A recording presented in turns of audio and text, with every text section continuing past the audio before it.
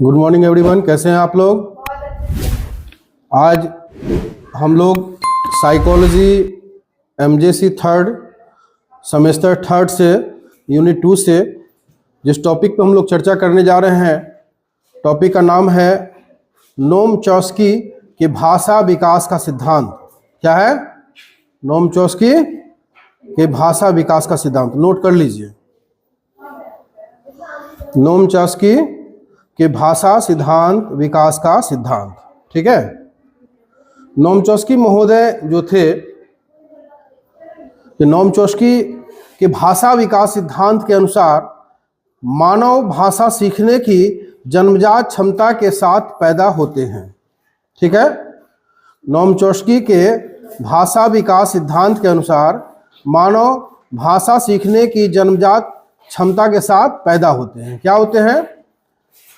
जो मनोवैज्ञानिक अभी हैं वो बताएं कि कोई भी बच्चा अगर जन्म लेता है या कोई भी मानव जन्म लेता है तो जन्मजात जो है क्या होता है कि भाषा सीखने की क्षमता उसके अंदर में होती है।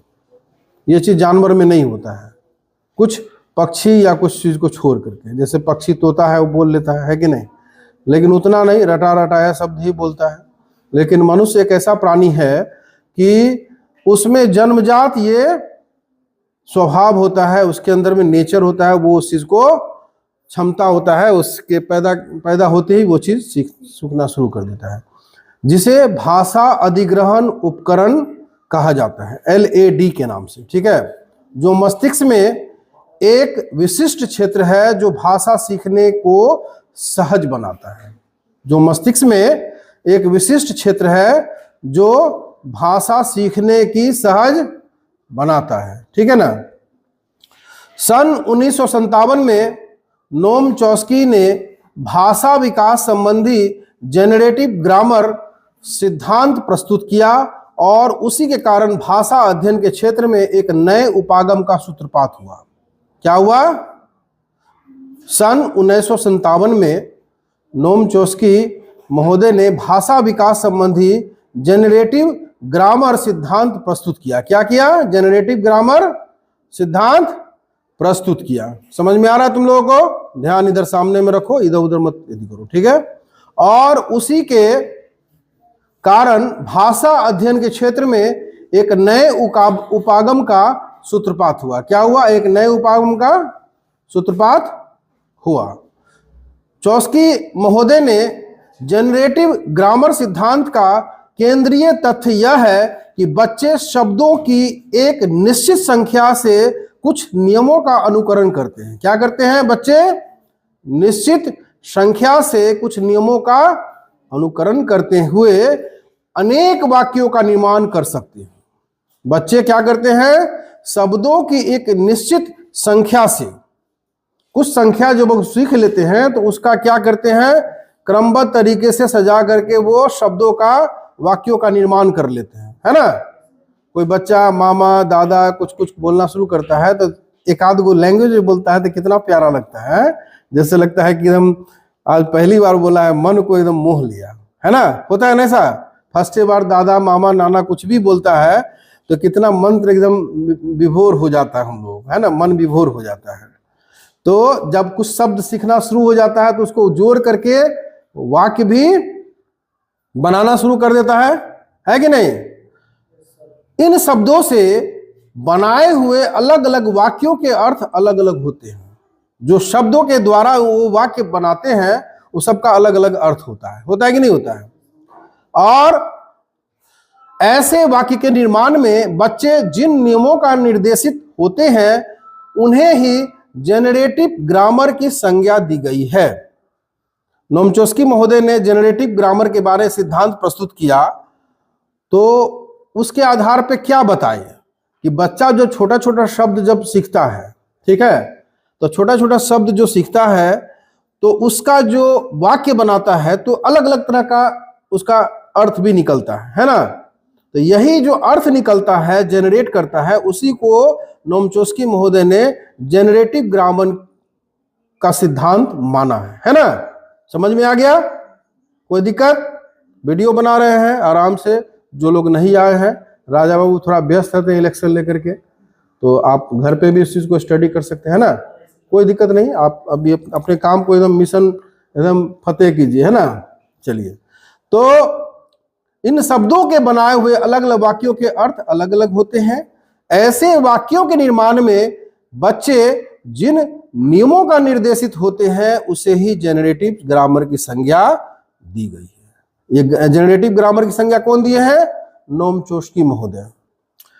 नोम चॉम्स्की का विश्वास था कि एक ही शब्द समूह को पृथक पृथक क्रम में व्यवस्थित करने तथा नए नए संदर्भों में प्रयोग करने की क्षमता और व्याकरण के नियमों के पालन की कुशलता बच्चों में छोटी उम्र में ही विकसित होने लगती है ना। जैसे कि मेरा जो बच्चा हुआ, मेरा फर्स्ट लड़का हुआ, तो इतना शालीनता पूर्वक बोलता था। मेरा छोटा भाई बोलता था कि कितना एकदम शालीनता पूर्वक बोलता है, जो कि कोई ग्रामर नहीं सीखा, सब लोगों को बोलते हुए देखा और उसी शैली को बहुत ही अच्छी तरीके से वो बोलता था, है ना। बड़ा मन को जब मंत्र मोह लेते थे, है ना। तो बड़े ही अच्छे तरीके से वो छोटी उम्र से ही जो विकसित होने लगता है, उसके अंदर एक तरह से ग्रामर डेवलप, व्याकरण जो है, व्याकरण का नियम उनके अंदर में ऑटोमेटिकली जनरेट होने लगता है ना। अब है कि नोम चॉम्स्की के तर्क को नीचे दिए गए उदाहरण के सहायता से समझा जा सकता है। नोम चॉम्स्की महोदय ने कुछ उदाहरण दिए हैं जिसकी सहायता से हम समझ सकते हैं। मान लीजिए कि हम कोई साधारण सा वाक्य लिखते हैं, मान के चलो कोई साधारण सा वाक्य लिखते हैं, जैसे बच्चे ने सेब खाया। साधारण सा क्या वाक्य लिखे? बच्चे ने सेब खाया। पीछे वाला बोलो क्या? बच्चे ने सेब खाया। अब हम इन्हीं शब्दों की सहायता से अर्थ के आधार पर कई प्रकार के वाक्यों की रचना कर सकते हैं। अब देखिए, नोम चॉम्स्की महोदय ने कुछ उदाहरण दिए। उस उदाहरण में उन्होंने बतलाया कि जैसे कि बच्चे ने सेब खाया, है ना। तो बच्चे ने सेब खाया, तो एक वाक्य का रचना हो गया, रचना हुआ ना। लेकिन ये जो रचना हुआ, तो इसके कितने अर्थ हम निकाल सकते हैं। जैसे कि बच्चे ने सेब खाया, विधानार्थक शब्द हो गया या वाक्य हो गया। क्या बच्चे ने सेब खाया एक शब्द, ये एक वाक्य ये भी बना, तो प्रश्नवाचक हो गया वाक्य। वाक्य नहीं हुआ। पहला क्या था? बच्चे ने सेब खाया, तो विधानार्थक वाक्य हो गया। और क्या बच्चे ने सेब खाया, प्रश्नवाचक हो गया ना। भाई क्वेश्चन कर रहा है वो, क्या बच्चे ने सेब खाया। बच्चा सेब खाओ, बच्चा, अब जैसे तुम लोग बच्चा हो तो कहेगा बच्चे लोग सेब आके खाओ, जलेबी आके खाओ, तो क्या हो गया? आज्ञा सूचक हो गया। हम क्या दे रहे हैं? आदेश दे रहे हैं। आपको क्या कर रहे हैं? आदेश दे रहे हैं। तो बच्चा सेब खाओ, ये एक तरह से आज्ञा सूचक वाक्य हो गया। क्या हो गया?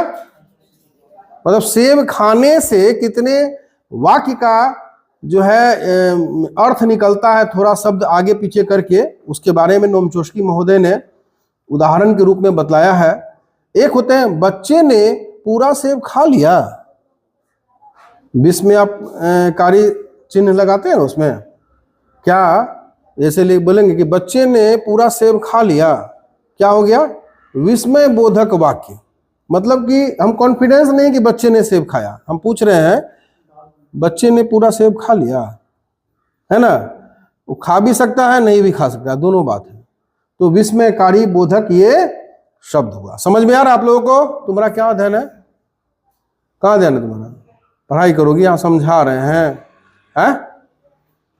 एकदम 11:30 बजे से 5 मिनट पहले यहाँ के बैठ जाया करो, ठीक है। नहीं तो फिर क्लास में एंट्री नहीं देंगे हम, जो आ जाएगा उसी को दे देंगे। मतलब मेरा टाइम एकदम फिक्स रहता है, एकदम टाइम पे पहुँच जाएंगे, ठीक है। तो रहो, तो तुम लोग रहोगे, उसके आधार पे जो क्लास लेंगे, वीडियो तैयार होगा।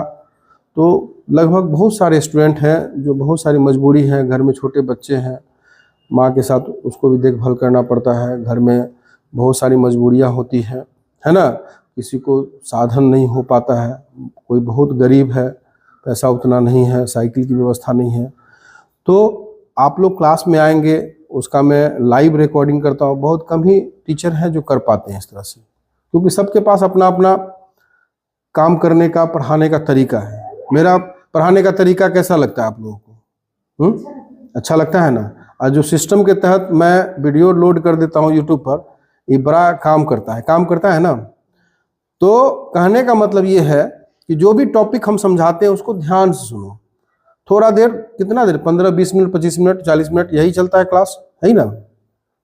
अब आगे है कि वयस्क व्यक्ति, जो एडल्ट व्यक्ति होता है, ऊपर के 4 वाक्यों को एक दूसरे से भिन्न समझते हैं। ऊपर के 4 वाक्यों को हम लोग तो एक दूसरे से भिन्न समझेंगे ना, क्योंकि वे औपचारिक व्याकरण का ज्ञान रखते हैं। औपचारिक व्याकरण का ज्ञान रखते हैं। हम लोग ज्ञान रखते हैं तब ना 4 शब्दों में अंतर बता दिए कहाँ कहाँ क्या है ना। विस्मयकारी हो गया, आज्ञा सूचक हो गया, प्रश्नवाचक वाक्य हो गया, है ना। तो क्या होता है यहाँ, वयस्क व्यक्ति ऊपर के 4 वाक्यों को एक दूसरे से भिन्न समझते हैं, क्योंकि वे औपचारिक व्याकरण का ज्ञान रखते हैं, नॉलेज रखते हैं ना। आप जिस उम्र से बिलोंग कर रहे हैं, कहीं ना कहीं व्याकरण वगैरह सब पढ़े बाद में, और सीधा सीधी कोई वाक्य का आप तुरंत बता दे देंगे कि नहीं प्रश्नवाचक है वाक्य, आज्ञाकारक वाक्य है कि विस्मयकारक है ना, बता सकते हैं। किंतु बच्चों का व्याकरण वयस्कों से कुछ भिन्न होता है। नोम चॉम्स्की महोदय ने उदाहरण के द्वारा और ये भी क्लियर कर दिया है कि एडल्ट में औपचारिक व्याकरण का डेवलपिंग होता है, एडल्ट में, वयस्क में, लेकिन बच्चों में क्या होता है कि वयस्कों से कुछ भिन्न होता है। वे वाक्यों को बोलने में अनौपचारिक व्याकरण से नियमों का पालन करते हैं। ठीक है। नोम चॉम्स्की महोदय ने वाक्यों की ऊपरी या सतही संरचना और आंतरिक संरचना में भेद किया है। क्या किया है? आंतरिक संरचना और ऊपरी सतही संरचना को में भेद किया है। ऊपर के उदाहरण में 4 भिन्न प्रकार के वाक्य दिए गए हैं। क्लियर है? ऊपर के उदाहरण जो दिए गए हैं उसमें 4 भिन्न प्रकार के हैं उदाहरण दिए गए हैं, है ना। किंतु चारों में केंद्रीय भाव एक ही है। चारों में एक ही मकसद है कि सेवे खाना है भाई। खाया कि नहीं खाया, कि खाओगे नहीं खाओगे, क्या खाओगे? तो सेवे नहीं खाओगे। तो उसमें केंद्रीय भाव क्या है? सेवे खाना ना है, हर प्रकार से सेवे खाना है ना। इसीलिए आंतरिक संरचना की दृष्टि से सभी वाक्य समान हैं। यहां समान भी बता दिए हैं नोम चॉम्स्की महोदय ने कि सबका केंद्रीय भाव क्या है, मकसद क्या है कि कॉलेज में पढ़ करके नौकरी बढ़िया से प्राप्त करना, और शादी ब्याह के से पहले अगर जॉब हो गया तो सास का काहे बात मानेंगे भाई, हैं? अपने पैरों पे खड़ा हो जाएंगे तो मजा लेके कुछ बोल दे, सब पीछे पीछे रहेगा, है ना, यही ना है। और बढ़िया से जॉब प्राप्त कर लीजिएगा, राजा को जॉब हो जाएगा तो अच्छा लड़की शादी ब्याह हो जाएगा, है कि नहीं।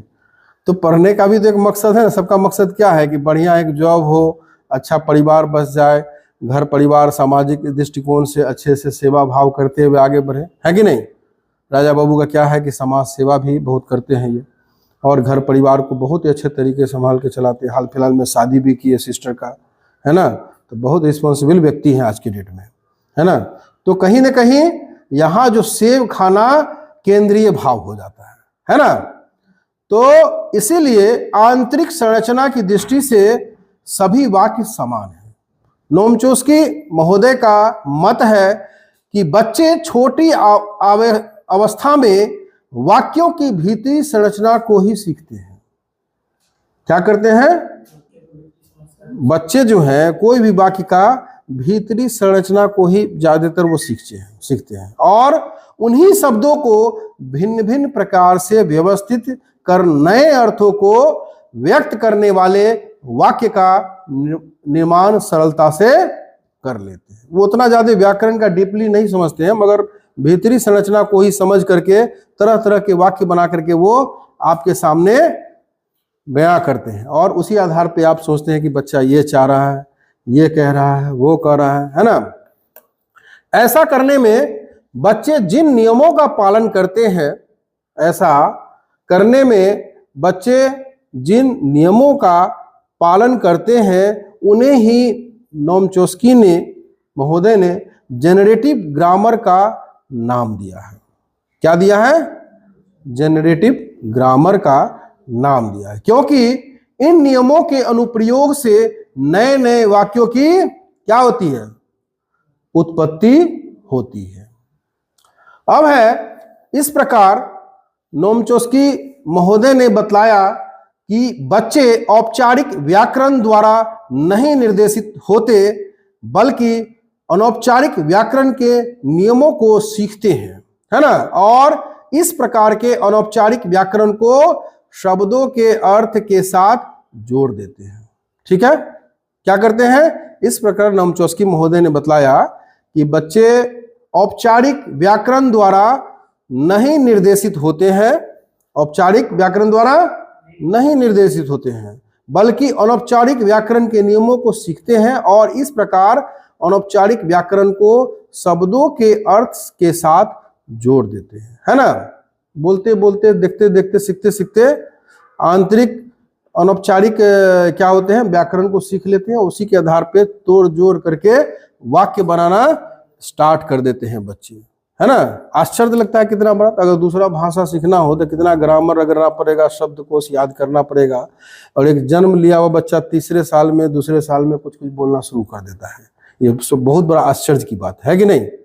तो मानव में सबसे बड़ा एक जन्मजात ये डेवलपिंग है, विरासत के रूप में मिलता है सीखना बोलना।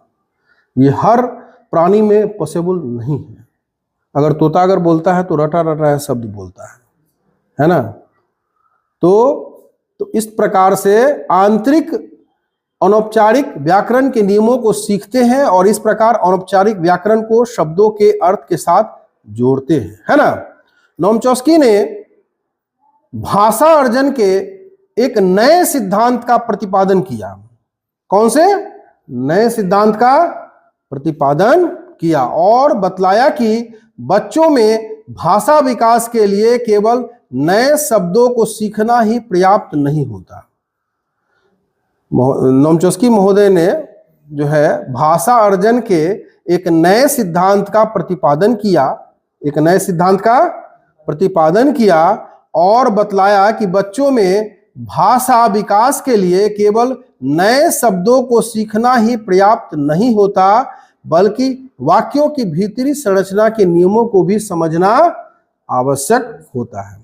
कोई भी बच्चा जब लेता है जन्म और धीरे धीरे सीखना शुरू करता है तो आंतरिक संरचना को मेन समझता है और आंतरिक जो है संरचना को समझ के, नियम को समझ के ही वाक्य बनाना शुरू कर देता है ना। तो यहां भी वही बात बतलाए हैं कि भाषा अर्जन के एक नए सिद्धांत का प्रतिपादन किया और बतलाया कि बच्चों में भाषा विकास के लिए केवल नए शब्दों को सीखना ही पर्याप्त नहीं होता बल्कि वाक्यों की भीतरी संरचना के नियमों को भी समझना आवश्यक होता है, जिससे शब्दों को भिन्न भिन्न प्रकार से व्यवस्थित कर नए नए वाक्यों को निर्मित कर सकना संभव हो सके, है ना। क्या हुआ कि वाक्यों के भीतरी संरचना के नियमों को भी समझना आवश्यक होता है और जिससे शब्दों को भिन्न भिन्न प्रकार से व्यवस्थित कर नए नए वाक्यों को निर्मित कर सकना संभव हो सके, है ना। तो इस तरीके से हम लोगों ने जाना कि नोम चॉस्की महोदय के भाषा विकास का सिद्धांत क्या है, नहीं है। अगर इसमें कहीं कोई डाउट या कोई समझने में कोई दिक्कत तो नहीं हुआ? अगर ऐसे भी आ सकता है, चॉस्की महोदय सीधे कह करके भी क्वेश्चन में आ सकता है या नोम चॉस्की भी आ सकता है, तो आप लोग कन्फ्यूज आइएगा नहीं, है ना। समझ जाइएगा कि वो चॉस्की शब्द समझ गए, भाषा के बारे में बतलाए थे किस तरह से बच्चे स्टार्टिंग में सीखते हैं। आंतरिक जो है उसका जो आंतरिक ज्ञान होता है, आंतरिक व्याकरण होता है, जो भी होता है उसके आधार पे वो शब्दों को बनाना, वाक्यों को बनाना स्टार्ट कर देते हैं ना। तो इस तरीके से हम लोग नोम चॉस्की महोदय के बारे में जो सिद्धांत है उसके बारे में जाना और कहीं कोई दिक्कत नहीं होनी चाहिए। अब ये जो वीडियो तैयार हुआ है तो कितना बेनिफिट होगा सब स्टूडेंट को जो लोग नहीं आ पाए हैं, है ना। अगर कोई तरह का बात हो तो कमेंट जरूर करना, लेकिन लाइक और सब्सक्राइब जरूर करना उसको, है ना। इससे क्या होगा कि अधिक से अधिक तुम लोग उसको शेयर करोगी तो अधिक लोग जान पाएंगे उसको, ठीक है। कहीं हो सकता है किसी दिन तुम नहीं आओ, अगला व्यक्ति आ जाए, तो वो उसके माध्यम से जो क्लास होगा या जो कुछ भी हम लोग क्लास लेंगे उसमें आपको बेनिफिट मिल जाएगा, है ना। तो ये टॉपिक हम यही समाप्त करते हैं। धन्यवाद।